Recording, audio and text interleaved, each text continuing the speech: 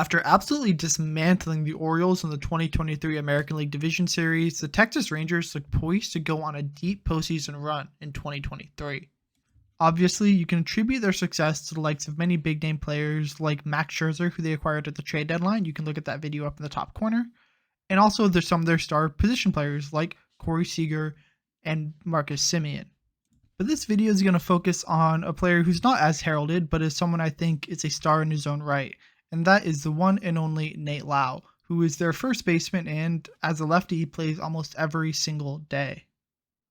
So the fact that he doesn't have to be platooned is a huge advantage for the Rangers and is part of the reason why they have so much roster flexibility and they have people like Robbie Grossman who can fill a specialty role on their roster. They don't have to occupy a spot by someone who has to take Nate Lowe's spot when a lefty comes on the mound. That being said, I don't think he's as heralded as he should be. Josh Lowe, who is the Tampa Bay Rays outfielder, is getting a lot of attention, and that's his brother, but I think Nate deserves some attention as well. He's a great player, and I think Rangers fans will agree when I say he's a sneaky good player and he could be an upcoming star this postseason. I mentioned his brother because both of them were actually drafted by the Rays, and it was a trade that sent Nate from Tampa Bay to Texas, and that's what we're going to be talking about here. How the Texas Rangers got their first baseman of now and the future, and what the Rays did about it. You can see in that top right corner that I already did a video examining a lot of the trades that the Rays have made, but I purposely left this one out because I wanted to explore this a little bit more in depth than what I could have in that video. So before we dive into the details of this trade, please go ahead and hit that baseball in the bottom right corner and subscribe to the channel. It really means a lot and helps me grow and shows support for my content, and you'll get more baseball content like this in the future. And if you find out this isn't for you, you can always unsubscribe at a later date.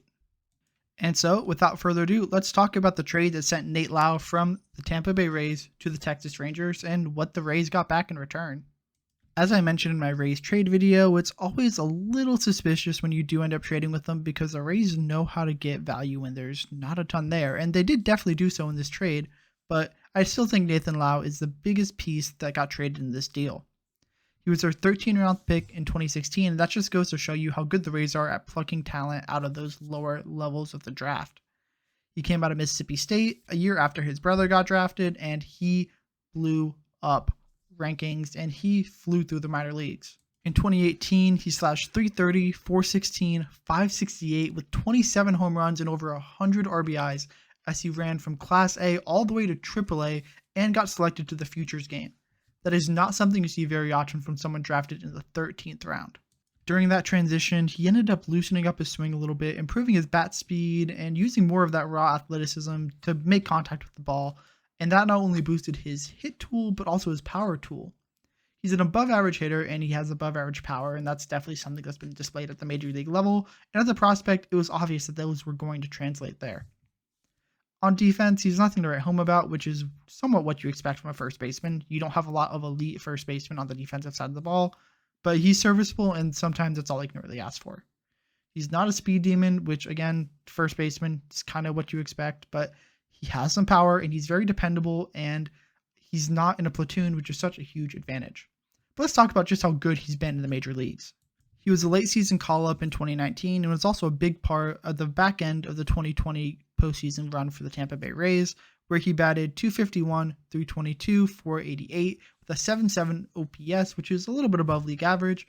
He was a serviceable hitter, a good first baseman, but the Rays, being the Rays and having a lot of talent, just didn't have a ton of place to play him, and sometimes that's just what you have to do. You have to put great guys who are good hitters on the bench because you have too much talent. Granted, some teams, Oakland, don't have that issue, but the Rays do, and that's just kind of what happened to Nathan Lowe. He also had to go down to the minor leagues during both those seasons, but used two of his options, and since he went to Texas, he hasn't had to use one since. Then, of course, after the Rays made that World Series run, he ended up getting shipped off to Texas, where the Rangers GM noted that he saw him as a Mitch Moreland prototype, as a guy with a good hit tool, some good power, and he wanted to continue that lineage of good first basemen being in Texas. You think of players like Moreland, like Prince Fielder, and now Nate Lowe is that guy who's going to be a stalwart at that position for the foreseeable future. He put up really similar numbers between 2021 and 2023, like a batting average that's literally .002 away from each other, an on-base percentage .003, a slugging percentage .001 away from each other. So it was almost identical. OPS plus of 112 in 2021, 111 in 2023, basically the same season. So I'm not going to talk too distinctly about those, but what really jumps out is his 2022 campaign where he won the Silver Slugger at age 26, which is definitely an accomplishment, especially in an American League where there's a lot of good first basemen available to pick from. In that Silver Slugger campaign, he hit .302 with a .358 on base percentage and a .492 slugging. Now, granted, if you look a little bit closer at the on-base percentage, it's actually just 1 point higher than it was in 2021, and it's actually 2 points lower than it was this season, so he really wasn't walking a lot. As you see here, he had 48 walks in 2022, but in 2021 he had 80, and so far in 2023 he had 93. So he was a lot more aggressive at the plate, even though the strikeout numbers don't necessarily reflect that. He just wasn't taking pitches outside the zone as balls. He was swinging at them, fouling them off, which is a good thing. It's good to foul off pitches, but he does have a high strikeout rate, something you get with guys who hit for a lot of power. And his home run total was actually 9 higher than in 2021, which was his previous career high, and he only has 17 in 23. So the power really came with it, but he hasn't brought that into 2023. He hasn't maintained those numbers. Although he's walking more, his strikeouts are back where it was. Again, 2021, it's basically a repeat of 2023. He just found something last year that really clicked, and he just hasn't matched that so far this season. That being said, he's not a bad player by any means. He is a very solid, reliable player, and the Texas Rangers are happy to have him as their everyday first baseman. The Rangers picked up another first baseman out of TCU in Jake Guenther, their Tampa Bay Rays 7th round pick in 2019. They really liked him coming out of college, and he had a very solid beginning to the 2021 campaign, hitting .256, .340, .383, but in 2022, things really took a nosedive for the first baseman, where he hit .181 at high A, and the Rangers said, you know what, we've had enough, we're going to release him. So Guenther is no longer with the Texas Rangers organization as of the middle of 2022, and he is yet to be picked up by another organization. Nate Lowe was, again, the biggest piece of this deal. Guenther was a throw-in who the Rangers just really liked, and it's unfortunate that things didn't work out, but after a year and a half, the Rangers said, you know what, you're not going to cut it, and we just can't do anything with you. In May 2022, they transferred him to the developmental list, which is a way to get players back on track since he did have something wrong with the swing, and when they couldn't fix it, they said, you know what, it's not worth it, and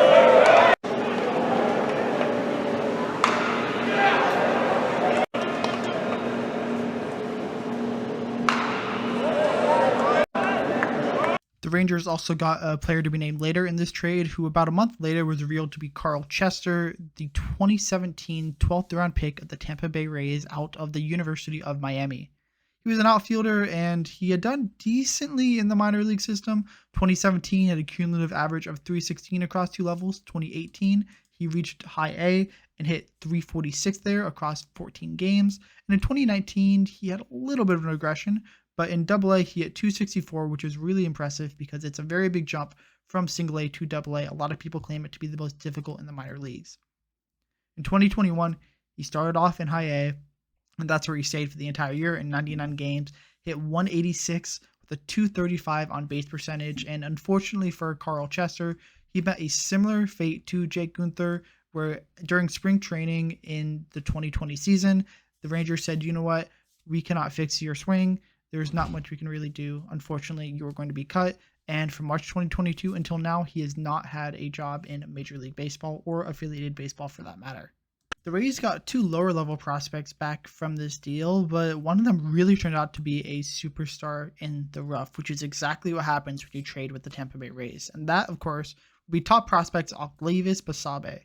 Basabe was a borderline top 100 prospect before he made his major league debut a couple months ago, and although he just recently graduated from top 100 status, he's someone who very easily could have been a top 100 prospect come the end of the 2023 season if he maintained that status. He was signed in the 2017-18 international signing period by Texas after they didn't land Shohei Ohtani, so they sent their money elsewhere.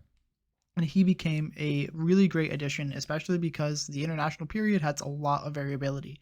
Sometimes the best players don't pan out. Sometimes $10,000 guys end up making it big.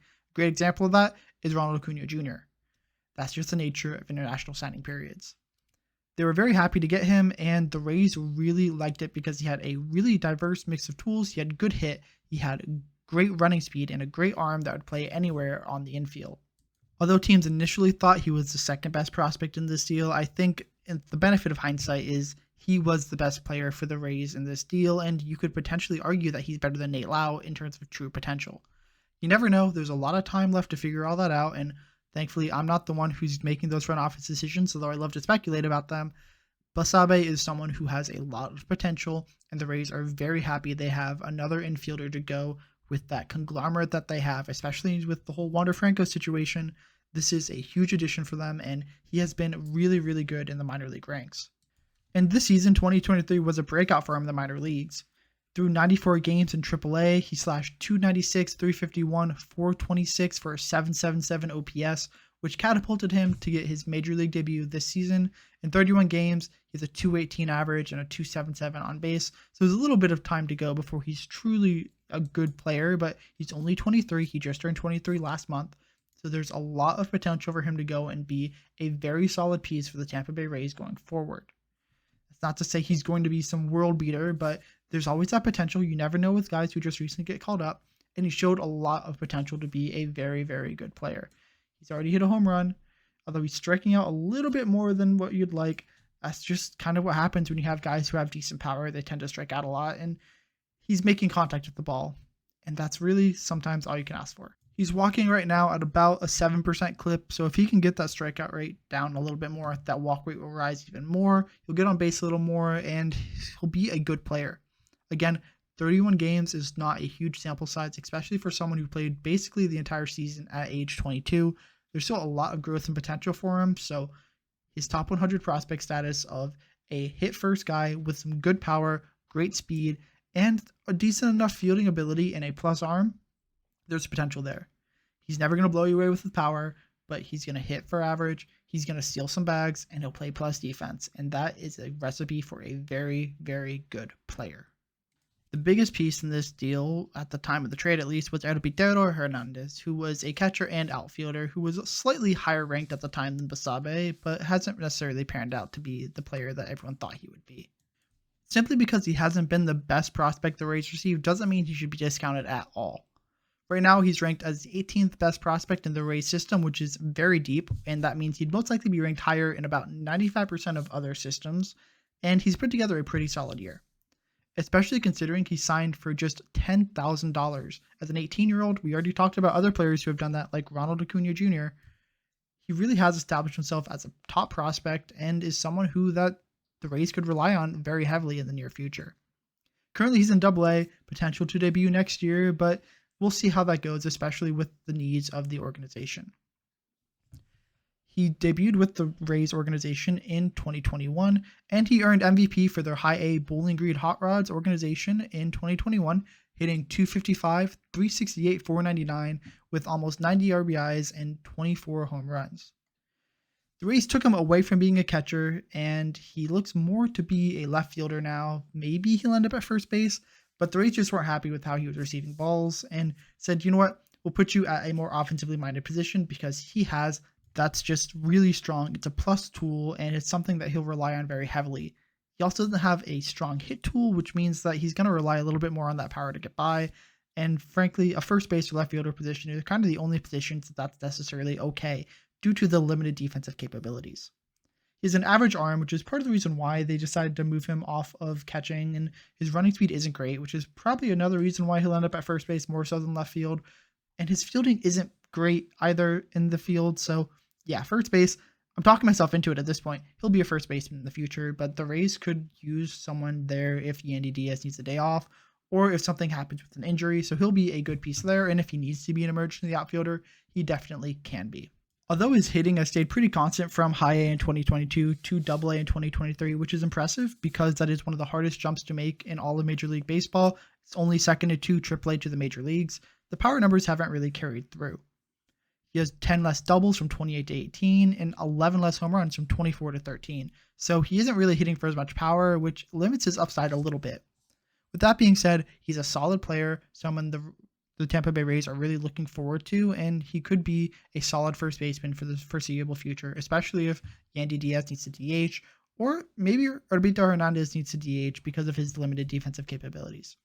There's a lot of flexibility, and because the Rays do have so many options, they can be very flexible how they do it, and since they're in contention, maybe he gets flipped at this trade deadline for a valuable piece. You never know, but Hernandez is a name to watch out for Rays fans and for Major League Baseball in general as a solid first base prospect coming up in a very talent-rich and analytical-rich system. The last player involved in this deal is Alexander Ovales, a right fielder who the Rays were pretty interested in coming out of the international signing period out of the Dominican Republic, but they ended up not getting the lefty as he decided to go to the Texas Rangers. He really hasn't put it all together so far in the upper levels of the minor leagues. He did really good when he first got there in the DSL in 2018. He hit .316, and then 2019 across 2 levels, both the Arizona Fall League and short advanced A level. He hit really well with a total of a .293 batting average, but things started to go downhill a little bit from there. Once he reached single A in 2021, he hit .248, which is still respectable with a .345 on base percentage. And in 2022, the numbers looked good until he reached double A, where he posted a .139 batting average and a .244 on base percentage, which just isn't really great. Luckily for him, in 2023, those numbers started to rebound a little bit. He was walking a lot more across 32 games in AA. He had a .200 batting average, which again is not good, but a .317 on base percentage. So he's definitely putting those pieces together. He's not a power guy. He's one of those guys whose OBP is higher than his slugging this year, so he's going to be a slap single kind of guy.